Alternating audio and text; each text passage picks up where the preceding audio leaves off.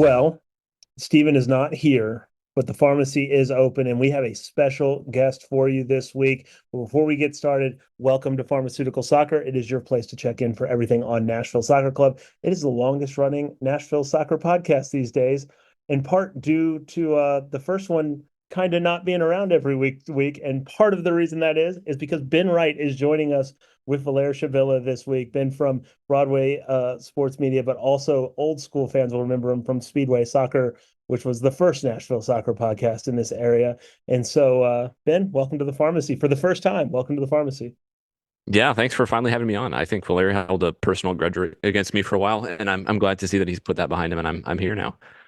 It was survival of the fittest, you eat or be eaten. And I don't know what part of this is here but now, but you know what? We are not revisionist history people. So glad Clay said the spiel about Speedway soccer. It just happens that Speedway comes and goes, and I am so glad. I am so glad that we started that Speedway existed to start with because it was the first time I saw Nashville soccer coverage that was, you know, any coverage from Nashville soccer, I guess. So it was pretty good. There were a couple of sites, of course. We talk about Club and Country and Golden Golden Goal. goal Is that back in is the that day. it? Yeah. But my favorite sort of way to consume soccer analysis is through podcasts. So having Speedway kind of encouraged me to reach out to a couple of people and get Steven and Clay going and create Pharma. So it all kind of connected really. And then, yeah, I mean, it's weird that this is the first time Ben got is here. I don't understand how that happened. Well, they got their own thing going on. We got our own thing going on. It happens. But before we get and talking about the history, talking about what we're going to be talking about today, which involves a lot of what Ben was involved in, we have to ask the most important question that there is, and that is, Valer, how was your weekend? That is the most important question. It's pretty good, man. Good weekend. Steven was in town actually. Ended up going to the Titans game, which they were playing against the Vikings. Had a little date night on Friday, not with Steven. So that was good. But uh, but yeah, the Titans game. Made some pigs in a blanket for the tailgate. Ate the pigs in the blanket, and I don't care about the Titans game because that was terrible. Hey, there So was a that's 98 really yard all I care about. touchdown scored by an Indiana Hoosier. That's the most important thing that happened in the Titans That is game. right. That is right. How was yours weekend, Clay? Well, I feel like people who know me know where this is going, which is the University of Evansville won a men's soccer championship for the first time in 28 years, first time since 1996. The Purple Aces, friends of the show historically, the Purple Aces are in the college soccer tournament. They've gone to the Final Four twice. They're one of the most successful small college programs ever, but unfortunately, they hadn't done anything since 1996, which is apparently something that runs in my soccer history. So it's nice to see them break the schneid when other teams can't. And honestly, other than that, I just did a lot of stats work, a lot of side jobs. But the most important thing that happened, of course, was the Aces went to the championship and won the Valley finally. And also, I just want to take a quick moment to shout this out because the draw hadn't happened the last time we talked on this show, but Lipscomb played Vanderbilt in the women's soccer tournament on Friday night. Vanderbilt did win. I think it was 4-1, but pretty cool to see a Nashville derby, if you will, in the NCAA women's soccer tournament. So kept my eyes on that, but unfortunately I couldn't make it to there. And Ben, I guess you're on the show. How was your weekend? I'm assuming lots of kid stuff. Yeah, first weekend in forever that I haven't had to cover MLS games, or had other stuff to do. So it was nice to my daughters had like a little ballet, not recital, but like a parent observation day. So did that and then hung out at the zoo. And then the Colts won because they finally decided to benching Anthony Richardson was a disaster, and he came back and looked good. So great week. And the Titans lost. So perfect weekend. That's the big reason why he's not been on the show, Blair. I forgot about That's that. We fair. need That's to, fair. Take him out yeah, right yeah, now. yeah. No, we don't Sorry need guys. second I'll segment. see. Good talking to you. I'll see myself out. Yeah. No Colts talk is I will permitted. say, I will say the MTSU sweatshirt he's currently wearing is like plus 10 points though, not gonna lie. I literally wear this every day. Yeah. Well, plus 10 points would help the Titans most games this season. Um, Still not anyway, enough to win most games, but I said sorry. help. I didn't say win. That's my last comment. I'll be quiet now. All right. So Ben came on the show for his only appearance. And before we get going, like we're gonna get to this more in the second segment, but just generally speaking, the season's wrapped up and there's other MLS stories going on out there. Ben, you obviously cover more than just NSC, but how has this few weeks now that things have wrapped up been? Has it gotten, considerably less chaotic? Are you anxious to get back into it, or are you kind of enjoying this little lull? Yeah, it's been kind of nice. I mean, the rest of the league has been busy. So that's kind of kept me going for a little bit. But I think as far as Nashville SC goes, we're not like really into transfer season. And honestly, that feels way busier than the regular season most of the time because you never know when something could pop out. Um, I don't love it because I feel like I'm always glued to my phone, just looking at text and tweets from Tom Bogert and hoping something breaks. But yeah, so that's going to kick off here in a few weeks. But the past few weeks has been weirdly quiet, obviously with Nashville out of the playoffs for the first time. Um, but it has been nice to have a little bit of an actual break from that. Yeah, And I think as the professional he is, he fills in his break with other content that we're about to talk about. But that's really like the Broadway chat that we have going. We're always just pitching in. Kind of Ben goes in and pitches a few ideas, and somebody will pick him up or something like that. But we did a pretty extensive report card sort of series, right? And Ben wrote probably half of them. So I think you while probably hit half.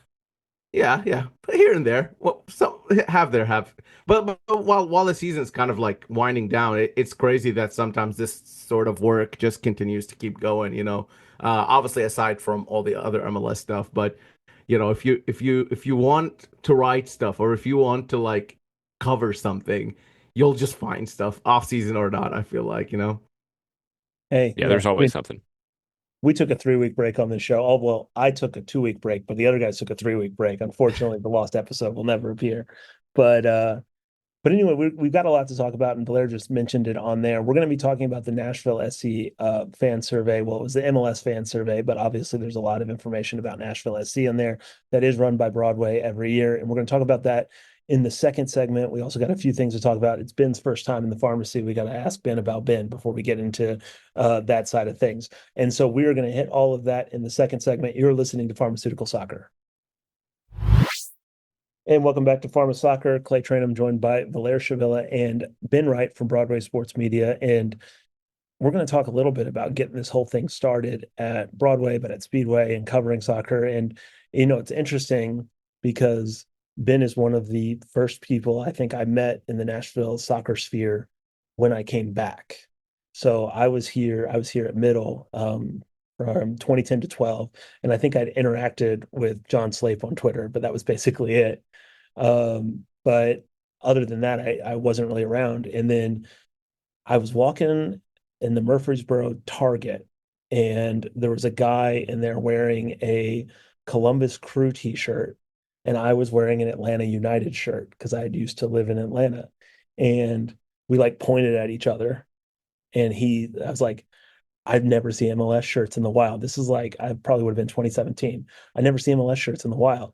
He goes, oh, there's like a group of MLS fans on Facebook that follow the league, and you should go join that group. And then he went and added me to the group, which is how, and I'm one that tended to argue in these days significantly more than now.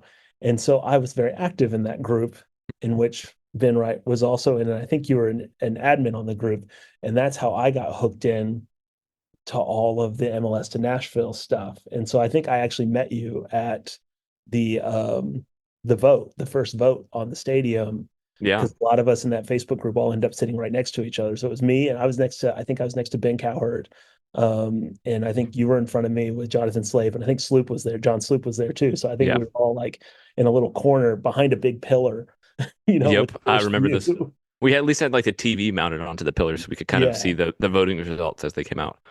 So that was my entree into like all of this. But what brought you in?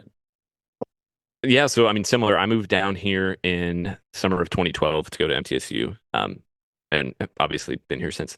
But kind of got plugged into the old Middle Tennessee Premier League Facebook page.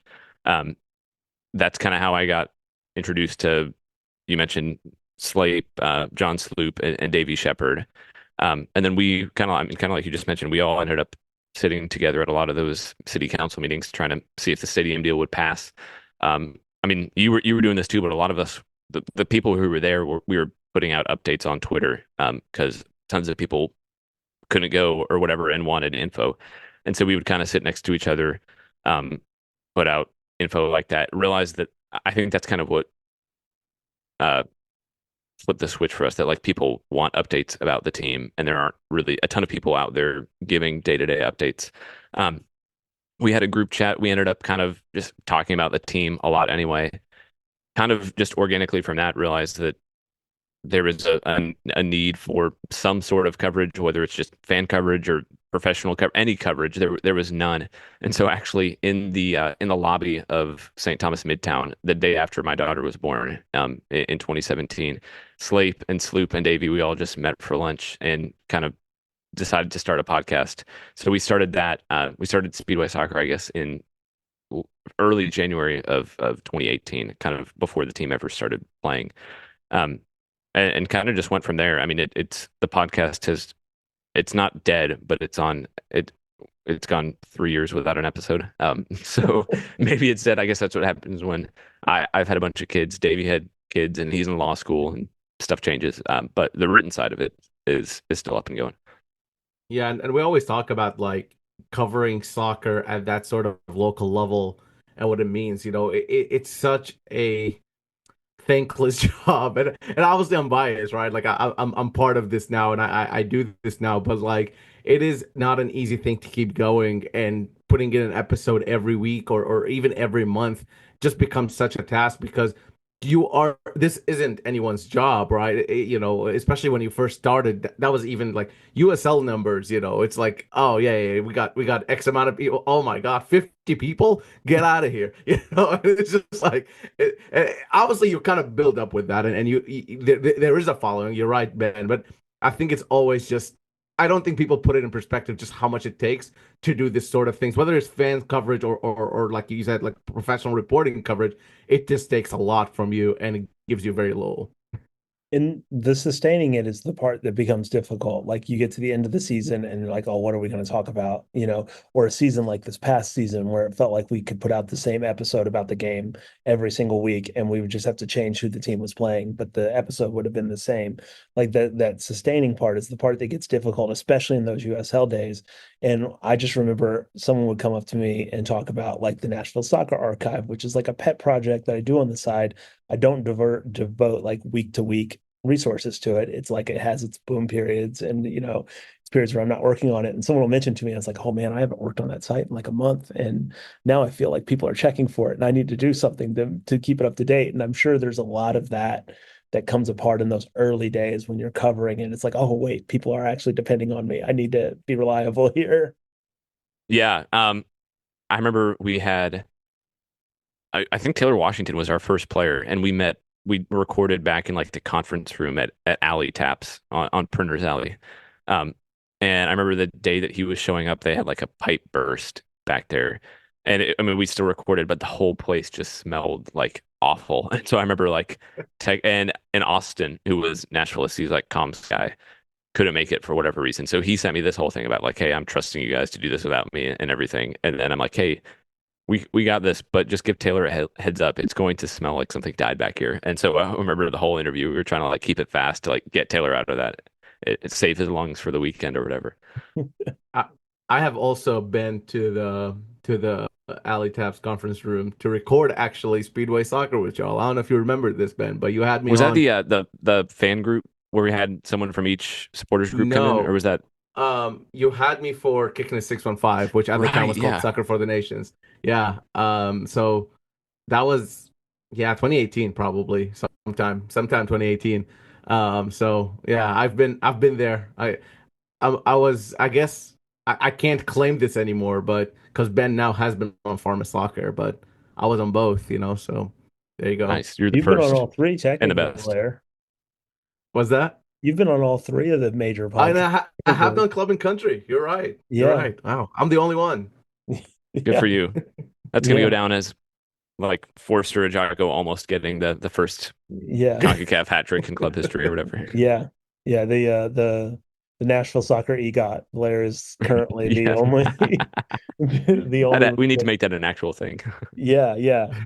But moving on, well, and really it's hard because, I guess Speedway is the Tony of this category. Like it's the hardest one to get because it's not out every hasn't been out in 3 years, you know. Right.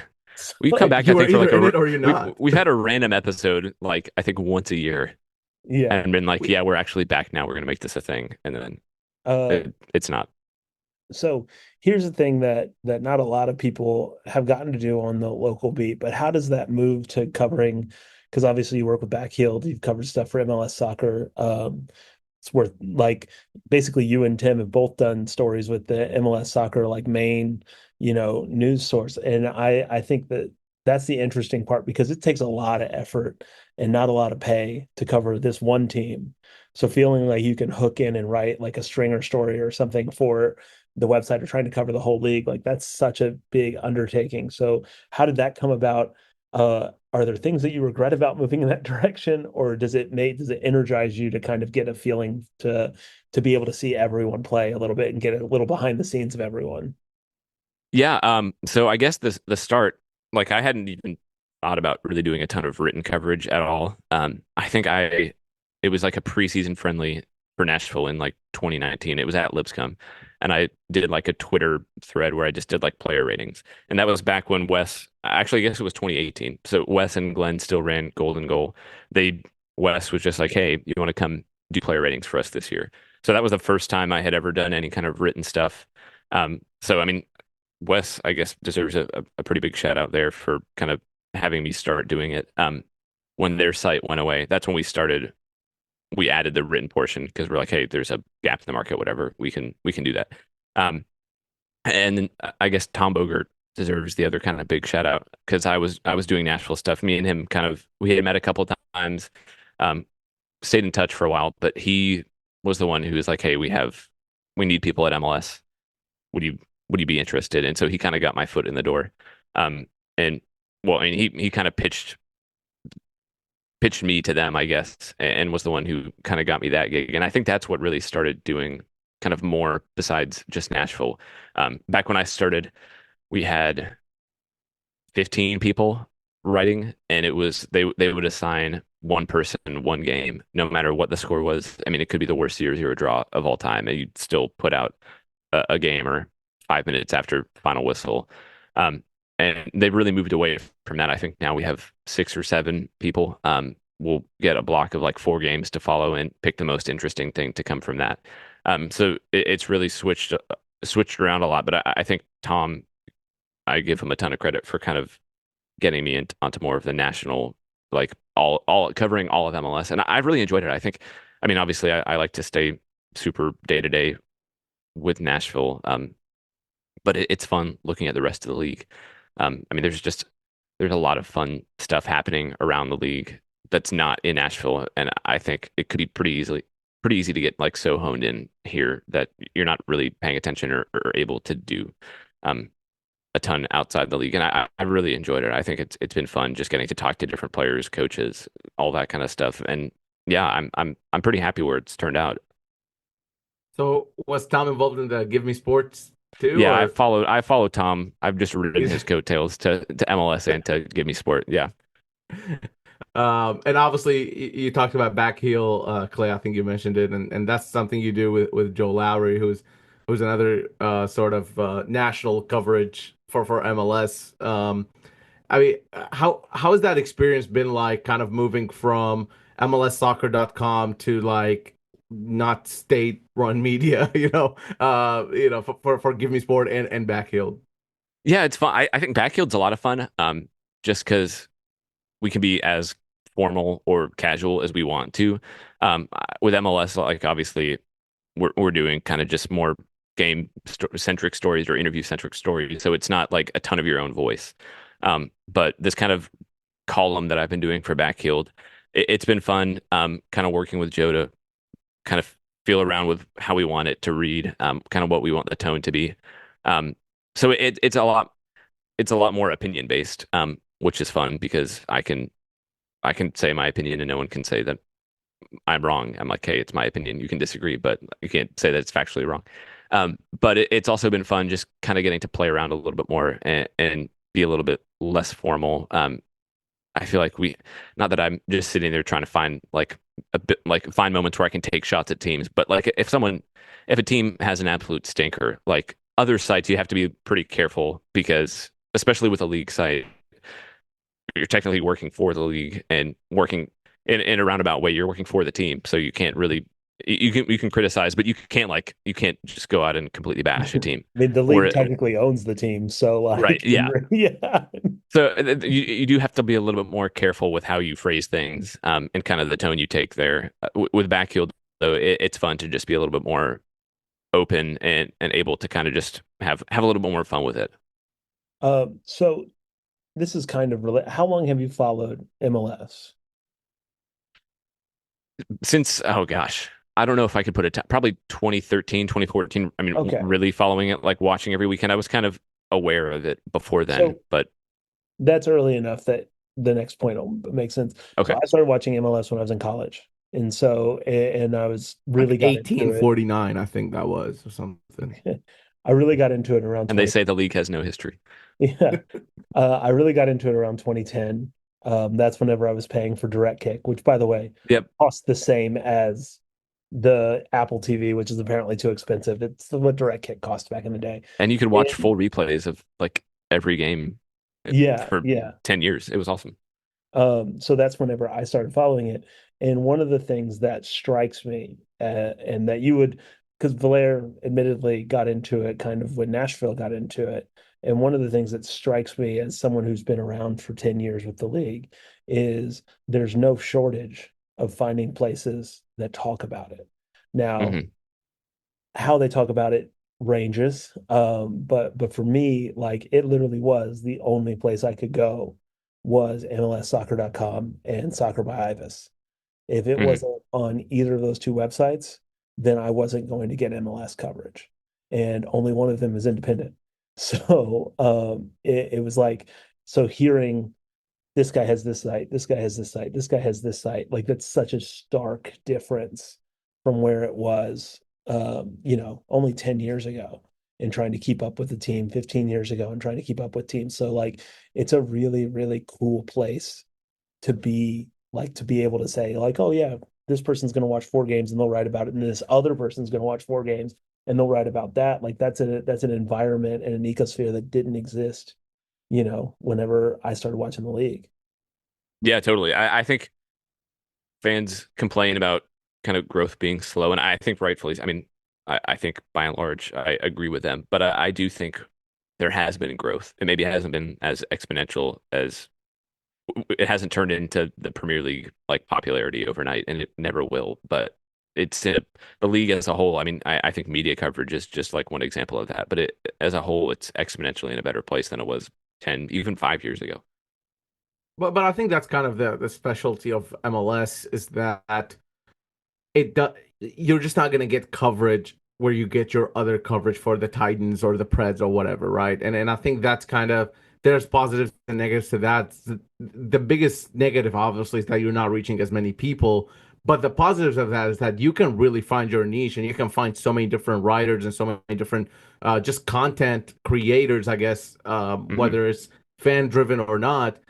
There's just a lot of open opportunity for folks to kind of voice their opinion. They don't need that platform of ESPN or whatever, Right. You created your own platform with Speedway Soccer, and you're here now covering the league nationally. We did pretty much similar thing with pharmaceutical soccer in terms of local coverage, and every market I see in MLS has that, so it's not all negative.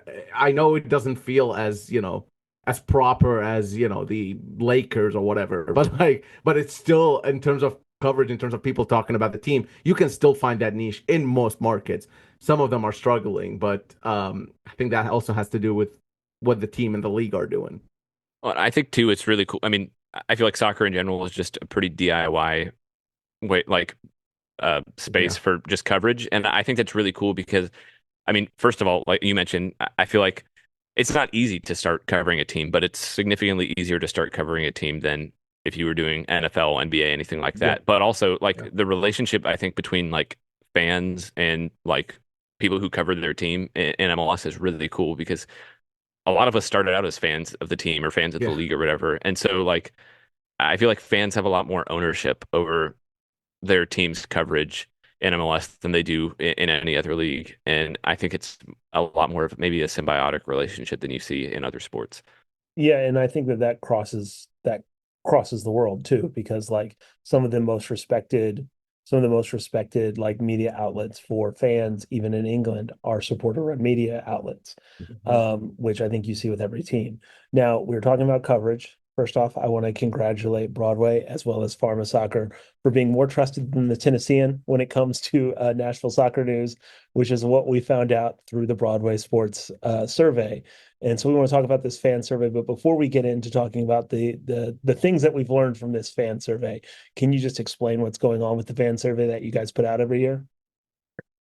Yeah, it's the off season, and we were trying to think of content, and so I figured why not have the fans write it for me? No, I think really I mean, kind of like we were talking about, like I feel like we have a cool relationship with the people who read our our content, just because it's such a small group of people that you're seeing every week, and so we always like check Twitter replies or comments on our site or whatever, and like really value that input, but also haven't really had a way to get it on a bigger scale. So I think it was either 2022 or 2023. I think 2023 was the first year that we did this. Um, but we just threw out a Google Doc with like a couple questions that we had about the team and wanted to see if kind of what we thought lined up with what fans thought. Um, and it kind of blew us away last year. Um, just the responses that we got. I think we got 300 plus last year, which felt like a huge number for us. Um, this year we wanted to kind of try to open it up a little bit more. So we kind of put out two versions of the survey. Basically, if you selected that you're a Nashville SC fan, it sends you to the Nashville SC section of the survey. If you put anything else, you would just get an MLS specific one. Um, and so we thought that was a really cool way to just kind of see what people around the league thought about the TV deal, kind of roster rules, Lionel Messi being in MLS, and kind of just maybe take a heat check of where fans of the league are. And again, kind of responses blew us away. I think we got fans from 5 countries to respond. We got one consistently. We get one from Nova Scotia, who I keep thinking is maybe Jacob Schaffelberg's parents, but it's actually some Halifax Wanderers random fan. So it's been really cool though to see that responses and to kind of let fans maybe unload a little bit of their frustrations if you've had a bad year. And I think too, I don't know if the team, I think they see it. I don't know if they change anything based on it, but it is a little bit of a way to like be like, hey, this is what fans think. Do with Yeah, do with it and I what you think will.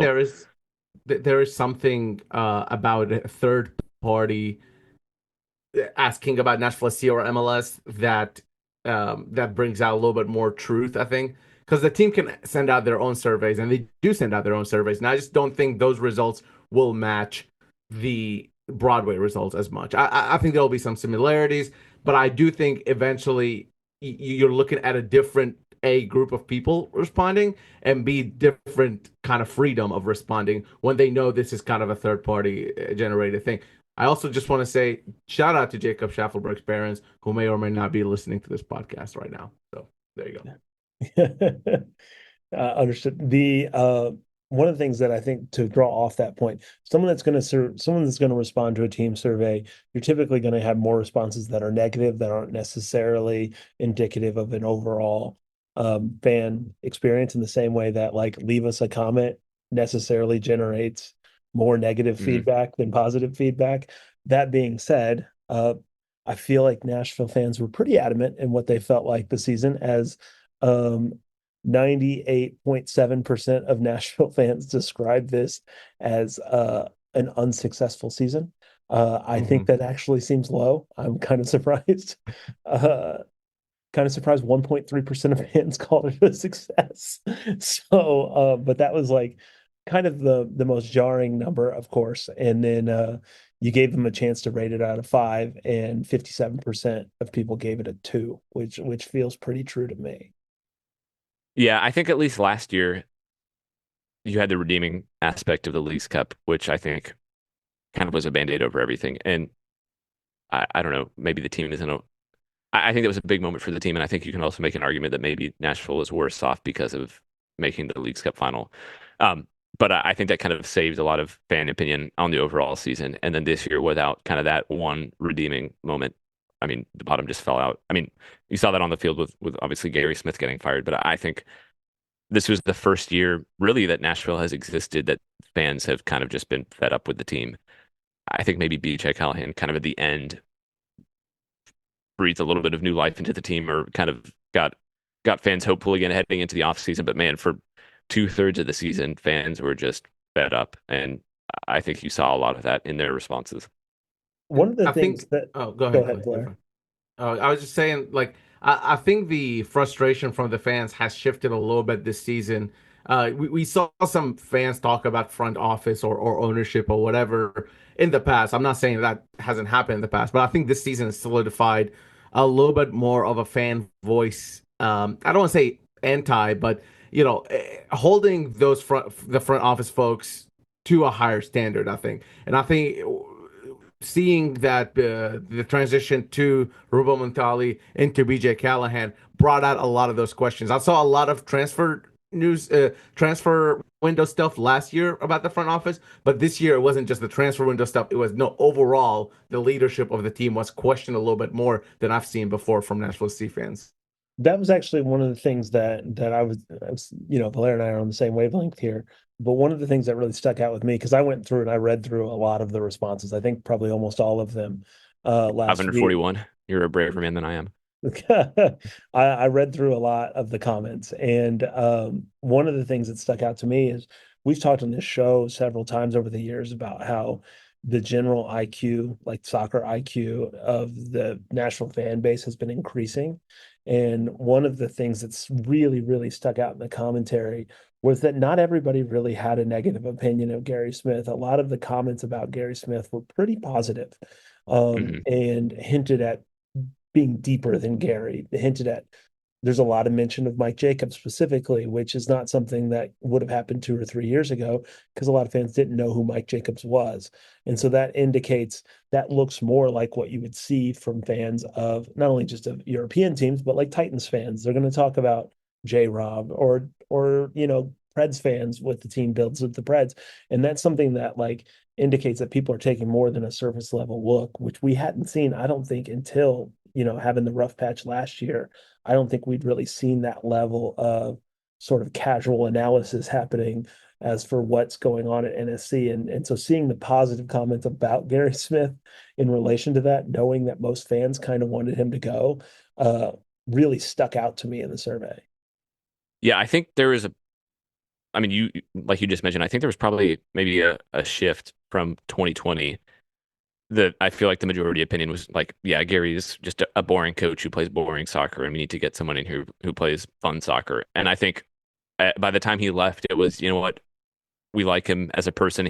I mean, I don't think anybody ever thought Gary was anything other than kind of a stand-up guy. But like we like him personally. He's a decent coach who's done probably more than he should have without much to work with.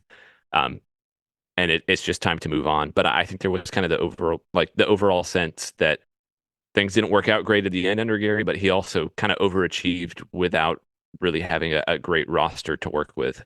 And I think that's probably some of maybe the shifting responsibility or who fans are holding accountable. Because I think, yeah, sure, Gary was responsible ultimately for a lot of what happened on the field, and I don't think he was perfect, but I think he did not have much to work with for a lot, and I think maybe the roster building is going to shift under Callahan. I think we're going to really have to take another year or two to kind of judge it and maybe ultimately judge Gary Smith. Um, but I also think fans are kind of, like you said, they're really smart. They watch a lot of soccer that's not Nashville SC, and so I think they have kind of standards for how they think Nashville should play, and they're not just like, you know what, this is good for Nashville SC. I think there's kind of a blanket standard that fans have of what their team should be. And yeah, I think that they're just a lot more nuanced now than they were a while ago. And I think just soccer fans in general are, I don't know. I think of other sports fans, I think soccer fans have a lot of like real world experience, at least at some level, playing the game in the past, um, or like have been with the game for a while. And so I think there is a lot of kind of more in-depth understanding than I think a lot of times I give them credit for, and that's certainly something I need to work on. That's kind of the interesting thing about covering MLS or covering even just Nashville SC. If we're talking specifically, we I've heard from folks, and you can see it in the survey too. There were a couple of responses of like, "Oh, I knew nothing about soccer. Came in, found." I saw one comment that said like, "We found Pharma Soccer, and I've been listening to Pharma Soccer ever since." And that's kind of how I learned about the game. And I'm not just like giving ourselves a shout out here. It's It's our show, do just it. as an example. Was that? So it's our show. You're allowed to do it. It is our show, yeah. But you know, there is that, and maybe that's a minority, really, in the grand scheme of things. But there are people who have followed a European team or something for 20 plus years and have been watching soccer. There are people like Clay and you, Ben, who watched MLS far before Nashville SC was even an idea. So like, there is that sort of culture of like different people who are just getting into the game, people who care too much about the game and everything in between.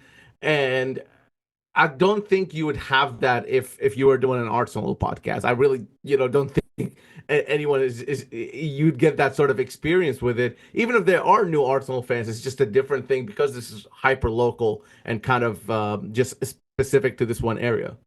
Well, I mean, it's that thing. They talk about this in England when it comes to fan support. You have more fun fan support on the road than you have at home. Because the people who are willing to travel are going to be way more into it than the people who are just, going down the street. And I think soccer in America is that the people that are willing to put in the effort to find it are Yeah. probably more interested in the game than the casual fan. And we've run into more casual fans now that there's a local team. But like I used to joke with my friends that would go to England for a fan. It's like, well, just keep in mind, just because they have an English accent doesn't make them, everyone has an English accent in England. So it's like that doesn't make me that they know anymore. That's the equivalent of the random Titans fan in downtown Nashville. They might know something or they might be an idiot. It's one or the other.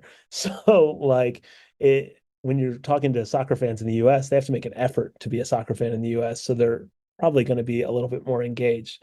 And so the thing that stuck out to me the most in this survey was the Gary Smith stuff, was the sort of like next level commentary that we haven't necessarily seen from Nashville fans up until the recent years. Was there any particular response from the Nashville fans that stuck out to either of you? I think I wasn't shocked by the optimism around BJ Callahan, but I was a little bit surprised that everybody seemed to be optimistic. I think I was expecting just a lot more negativity, and kind of fans to expect maybe not more of the same, but I mean, we had a lot of comments being like, yeah, one or two transfers and this team could be a contender, which I think may have swung a little bit too far in the opposite direction. Um, but I do think maybe we're underrating a little bit, just kind of, even though they didn't ultimately make the playoffs, I think fans like had fun with the team and enjoyed watching the team again. Um, and I think it just maybe means that 2025 is a huge opportunity that Nashville can't really waste. Like they can turn this thing around again and really kind of get fan sentiment back on their side, which is just really hard to do for professional sports teams that are underperforming. Like you don't get a ton of opportunities to kind of like start over, and I think Nashville has one. And yeah, so for me, I think it made 2025 even more important than I already thought it was. The biggest thing for me is that there were mentions of my name multiple times, a few times, I would say, in the survey, and nobody described me as the bald Arsenal fan who does Pharma Soccer. A There little was disappointed one. about that. I didn't put it. It didn't make the final cut. There was one. There was one. Oh, dang. Yeah. Okay, I should have read more. I should have read like Clay, all of them. But no, I mean, it's just the more we learn about what fans are thinking from a survey, the better it is for us to kind of convey that idea. I think for a lot of our writing and stuff like that, or to at least understand how hot are those seats, and then also the other thing is that sometimes I just disagree with some sentiments, and I find myself arguing with my computer screen when I'm reading them, which just I just stop myself. It's sometimes too late. I can't stop myself, but that's kind of the more fun part of the survey. The best way to avoid arguing with your screen is to stay out of the Nashville SC Facebook groups. That is I the do not enter those best. circles. You know me now. I said at the beginning, it started for me there, and I could not want any more distance from those types of groups. I think I check Facebook maybe once a month at this Yeah. point. Yeah. But you kind of Ben, you talked about it, Larry mentioned it. I guess we're going to turn this over from the survey into talking about like next year. One of the things that we talked about recently on an episode was that I really feel like this is a genuine hot seat year for Mike Jacobs, because I think from the fan responses, from the fact that people are looking beyond just who's in the coaching chair, they're starting to look at things that have added up over time, things that we've talked about, while they were happening, whether that be struggles with bringing in international guys not named Hani Mukhtar, whether that be trying to find some sort of consistent way of playing, whether it be getting transfer business done on time. These are all things that now collectively have started to like kind of, you know, come together around that front office and put it in a little bit of a cloudy space entering 2025. And I feel like we've seen some moves to indicate that maybe they're going to feel a little bit more proactive going into the next season than they have been in years past. There's been the roster decisions came out much earlier than they usually do. There are already rumors about signings coming in. But like, is the general sentiment,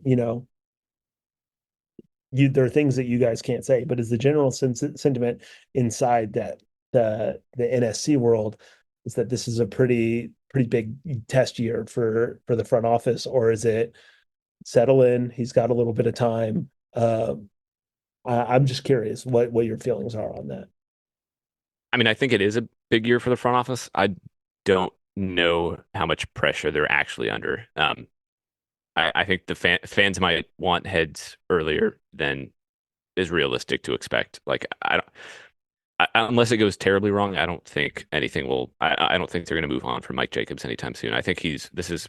I mean, to be fair to him, this is the first time he's really had his say of who the coach was. I mean, Gary Smith predated him, and like you can make an argument like he and Ian made him the MLS coach, and they gave him contract extensions, and so it's not like they were completely stuck with someone they didn't want. But this is really his first time to bring in his guy. And I mean, like I said earlier, I think Gary was a great coach. I think there were also a lot of problems.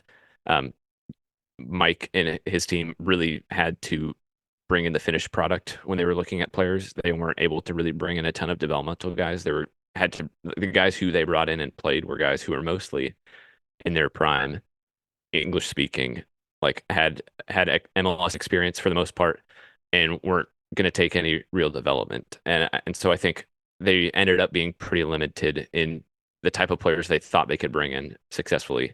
And so I'm hoping that maybe, and I think you've already started to see it a little bit, that they can kind of move away from that. I mean, I just look at a guy like Julian Gaines or Johnny Perez. Like, I don't think those guys would have seen a minute under Gary Smith in normal circumstances, and they've already kind of taken steps forward under BJ. And so I think they have the option to kind of bring youth players in and know that they'll actually get to see the field and get real minutes to develop. And so I think that'll probably impact how they build a roster. So yeah, I think there may be some differences, but I don't think it's like win MLS Cup this year or be fired for Mike Jacobs. I think he's going to get more time than most people think. And I do want to say that his contract currently is through 2026. So 2 more guaranteed years. Now, soccer contracts, just like any sports contract, whatever, you can break that contract. You can, things can happen. But generally, especially with these sort of cycles, they kind of work off cycles. And I think through 2026, I don't see Nashville SC getting rid of Mike Jacobs before then. And kind of like Ben was saying. And the other thing I will say just about Gary Smith and development, some of that was also out of his control. When you look at Academy when it started, or you look when Huntsville started, and you're right. I mean, there weren't that many young players coming through Gary Smith, but also that's kind of I just want to kind of give the other perspective of like he didn't have this established structure his entire time in Nashville either. I think there's Well, always going to be kind of like a chicken and egg debate, and honestly, right. I don't know if we're since I mean, we haven't been inside the room for most of those, so I don't know if we're ever going to get full answers on it. And I think it's an interesting question that I would love to get an answer on, but I don't think we will. Well, and I think when we've had this discussion in the past, I think that I've been pretty consistent. I think that there's some big questions that need to be asked of the front office, but I think that Mike Jacobs has earned the right to answer them. And in the same way that Gary Smith, I thought, earned the right to see if he could right the ship at the end of last season. It didn't work out, but I thought he had earned the chance to stick around for another year and see if he could work it out. I do think that there's a real challenge specifically around it next year because it's not just about the on the field side of things. It's 2025. This is the last full season before the World Cup is in the US. And Nashville, like any other club, is going to be wanting to draw upon growth from that, is going to want to be fire on all cylinders going past next year. I think that that's a fairly I think that every MLS club is thinking beyond just next season. They're thinking about next season and how next season sets them up for a year where they're probably expecting a pretty big boon following the summer. And so I think looking at it long term, trying to like figure out if this is your direction, I think that that is going to be a big question. That's not just going to be asked of Nashville. I think that's going to be asked of every front office in MLS. How can they best take advantage of a coming soccer boom that they're all going to be banking on to kind of take the league from one level into the next? That doesn't necessarily involve Lionel Messi. And I think So everybody is kind of doing it under the expectation that roster rules are going to change. Like, yeah, I don't know to what extent, but I think everybody is leaving themselves some space, some extra space to work with. And I think you're going to see Nashville make moves early, but I also think you're going to see them kind of leave a few late just in case because I'm expecting some roster rules to change this winter. I have no idea what, and I don't even think owners know what those are going to look like, but I think they just expect some sort of change. at some point they have to. We all thought they were going to change last year, and then they didn't change.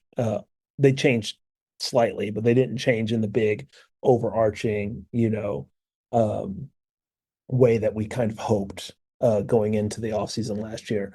So anyway, there's plenty of time to talk about the offseason. We've got, I say plenty of time. There's like a month and a half to talk about the offseason, 2 months to talk about the offseason. But just kind of baseline expectation, like you're sitting here in November going into, Thanksgiving in a couple weeks. What would you consider a successful season next year? Oh gosh, I don't know.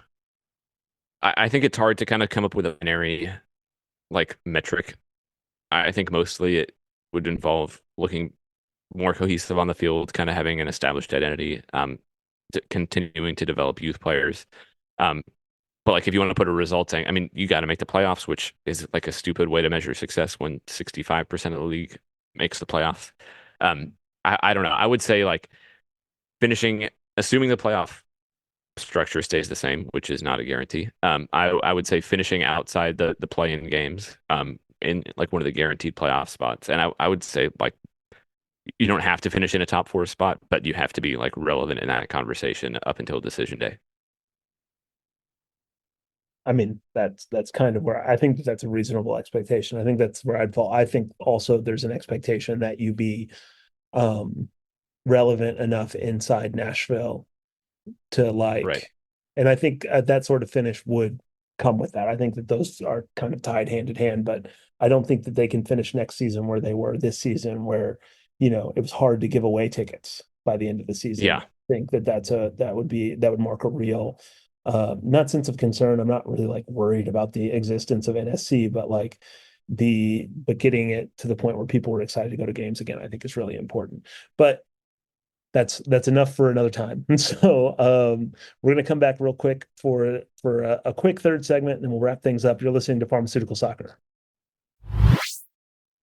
And welcome back to Pharmaceutical Soccer. Clay Trainum, joined by Valeria Shabella, and of course Ben Wright from Broadway Sports Media. By the way, you should go follow Pharma Soccer at Pharma Soccer on Facebook, Twitter, Instagram, and Patreon. Obviously, we love you guys being a member of our Patreon. It helps us, pay the bills and bring people in that are fun, like Ben Wright. I'm maybe overstating some of the fun of some of the guests we have on. But Ben, it's been a good time with you. It's been You're a great probably time without overstating the fun that I Steven. bring. It's been a great time without Steven. I mean, let's be honest. So, I saw him this morning. I drove him to the airport, so I've gotten my dose. I've had enough. so outside of NSC, our sort of secondary to NSC, a few NSC players have played in the international break that just wrapped up. It's the last international break until next year, I believe. So that is a good sign for anybody who watches European soccer, specifically those who don't have to watch Everton. And we had a few Nashville players that were in action. Of course, Jacob Schaffelberg. Schaffelberg's gotten a lot of name drops on this show, but he played in the Canada win over Suriname. He started. Randall Leal made his return to the Costa Rican national team, but did not play. And then Patrick Yazbek also didn't play, and his return to the Australian national team. Not anything necessarily unexpected from those, but anything stick out to either of you guys with those? I'll just go ahead and on the Schaffelberg front, I just think he's kind of become this starter guy for Canada. And I think Jesse Marsh really appreciates his game.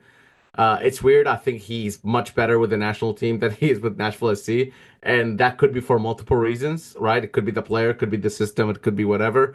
But I think one of the biggest things BJ Callahan and his staff need to figure out coming into next season is how can we have him be as effective as he is with the national team? Because I don't think Nashville SC has gotten the best of him yet. Yeah, and Yeah, how can they keep him at Nashville SC too? And can yeah, yeah. I I tend to think those conversations are overblown Yeah. to some extent because I think we're past the point where European teams will sign a player based off of an international tournament. Like I think by and large they're going to want to see productivity, and I love Schaffelberg, but he scored I think 3 goals for Nashville SC in all of Less than Alex 2024. Muyl. Yeah, Which like obviously what he brings to the team is great. Like you can't replace that kind of pace, and he stretches the field and does a lot of things that are not goals and assists that make the team better. But also, I think teams are going to want to see more consistency before they spend big on him. To be fair, I've been saying on this show that I'm not sure he's headed towards Europe. I wouldn't be surprised if a Mexican team comes knocking on the door for him, given that some of his play against the Mexican sides over the last 2 years. So it wouldn't surprise me because they obviously have a little bit more money than the MLS side. I think he's going to be looking for a move, but I don't think it's necessarily guaranteed.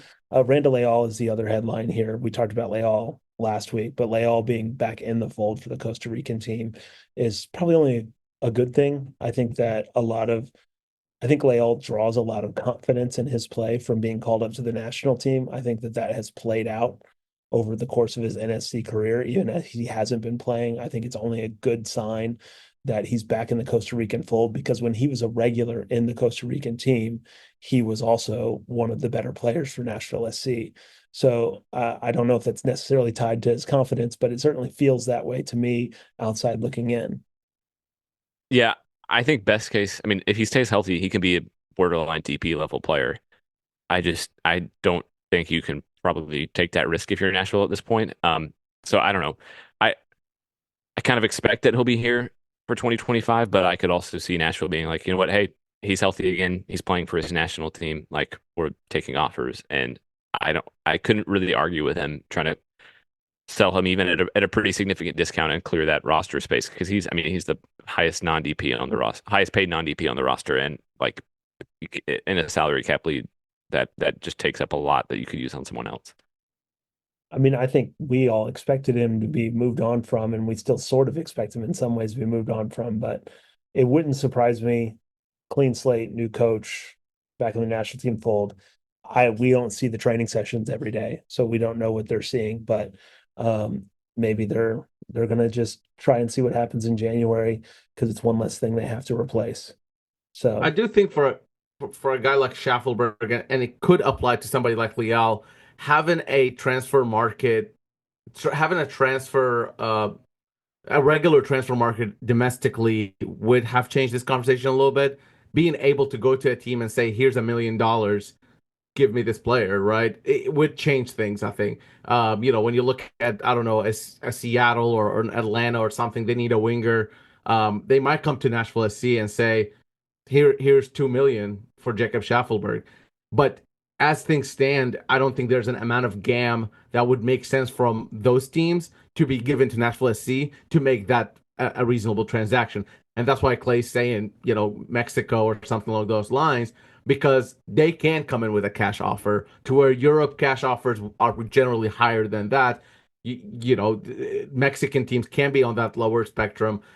So that's another thing we were just talking about, like roster changes, but also just a domestic market that has to do with actual cash would change some of these conversations. Obviously, these are just two examples, but it could be for a lot of players around the league. Yep. Sorry, not to get us into a different topic. I I just thought about that. Yeah. Well, kind of just real quick, because we're trying to keep this one going with the second segment. Obviously, there was a U.S. national team win over since the last episode, as the U.S. won 1-0 in Jamaica. It was a classic performance by a couple of former Evertonians with the Jamaican side. You got Mason Holgate getting sent off, and you got Damari Gray missing a penalty. I've seen both of those happen, and neither of them are surprising at all. And as a result, their team lost 1-0. It was actually a pretty notable win for the U.S. going down there and getting a win. There's a game in St. Louis tonight as well. So I don't know. This is kind of that weird period where, like, with the U.S. national team, where it's hard to get too amped up about some of these matches, but it's good signs, I suppose. It's so strange. I think that tells you how, like, weird it's gotten with U.S. fans, is that Pochettino is the U.S. manager, and it's hard to get excited at the moment. Yeah, I don't know. I've said a bunch of stuff about the player pool that I think we could take forever to get into. Yeah, it's hard when most of the roster I think is pretty mid, aside from two or three standouts. And I would honestly say that overall, I think the core players on the national team are worse than they were 10 years ago. Yeah.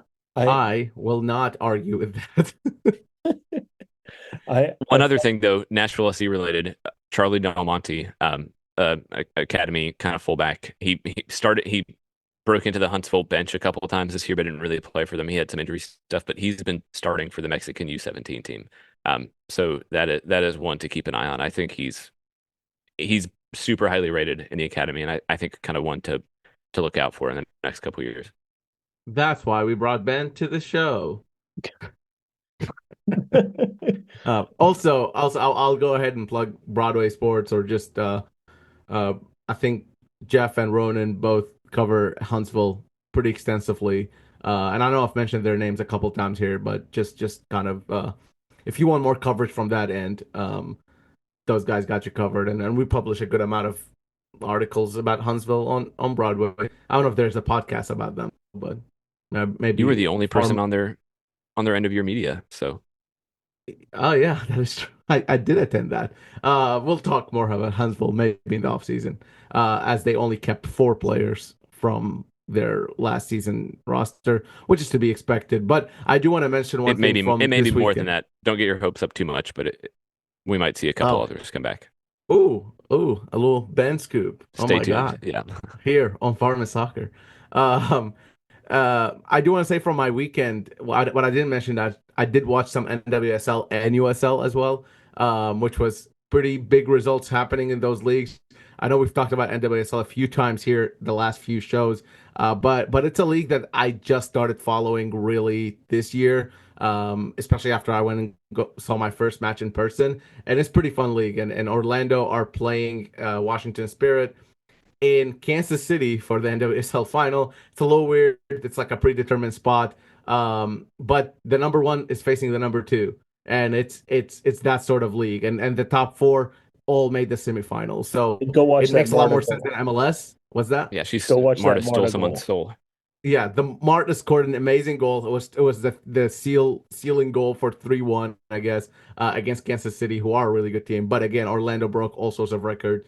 So yeah, big plug for NWSL. It's pretty fun, especially when MLS is not going on. And then in USL, I watched a game and a half of USL, and Rhode Island, in their first ever season as a professional club, first ever season, have made the USL championship game, beating Charleston Battery, who have been a who sold a couple players to Europe, who have been just playing incredible soccer. But yeah, Rhode Island's in it. And then from the other side, the Colorado Switchbacks, who will be hosting Rhode Island, defeated Las Vegas Lights, meaning that Colorado will host Rhode Island. So Rhode Island Charleston, that's the oldest team in USL versus the newest, which is fun. Um, Yeah. and just a shout out to the USL final, which is happening at 11 a.m. on Saturday. Wait, So really? unfortunately, unfortunately, I won't be watching that because the Hoosiers are trying to go to 11-0 at the same time. I do want to shout out Union Omaha in USL League One, back-to-back League One champs. There's been some really interesting and really like kind of sad news coming out of USL the last few weeks. This is the annual find out which team survived couple weeks, and unfortunately, Memphis 901 FC has moved essentially to Santa Barbara, and the Memphis team is no longer around. A couple other League One teams, they haven't folded, but Fuego, Central Valley Fuego, and Northern Colorado Hailstorm, both have been they've lost their membership in USL League One. That is the downside of this sport in this country. And with Memphis, it really hurts because Memphis is actually has way more soccer history than Nashville. They've been playing there much longer than Nashville has. They've played in they played in the NASL. They've played in every conceivable league other than MLS in the country, and there's a strong soccer history in Memphis, and I really hope that they can figure it out. And I think that there needs to be a professional team in Memphis playing. And so seeing them lose 901 FC, which had all of its own problems, it had its administrative problems, it had all its own problems. But it was kind of sad to lose them and lose a pro team here in Tennessee. That being said, this is a long episode, another long episode in the off season. We'll start with Ben. You got any plugs and who you think? Here we go. Who's winning the NWSL? Who's winning the USL? That'll be our predictions this week. I'm gonna be super lame and go with Orlando in NWSL and Rhode Island, as much as it pains me because they took out Louisville, but it would be a great story. And I think they're playing with house money at this point. And You the got plugs. Plugs, gosh, they're MLSsoccer.com, backheel.com. Give me just look. I have a link tree at all my bios. Check that out. Check out Blue Sky. I'm going to be on there a lot more probably than Twitter over the next however long Elon Musk is in charge. So just find me there. I will go. I think I predicted Kansas City to win it. So for NWSL, so that's obviously out. So I'll just go Orlando because why not? And then I will say Colorado Switchbacks will win USL because I saw most of that game and they are really good. I don't know if Las Vegas is bad. I haven't determined. I haven't watched enough USL to know, but yeah, they are really good. And I like the way they played. And then plugs wise, yes, Blue Sky, please. I've joined a while ago, stopped using it, and now I'm back on it. This past week was pretty incredible. I used Blue Sky pretty exclusively compared to other apps, and yeah, follow me on there. At Valer, probably Shabilla. I don't know.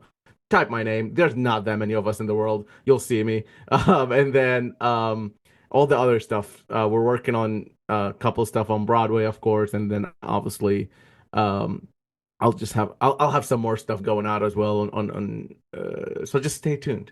Stay tuned, follow me, and I'll have coverage for you. I promise. And then for me, I'm at Clay Lassol on both Instagram, Twitter, and I'm also on Blue Sky as well.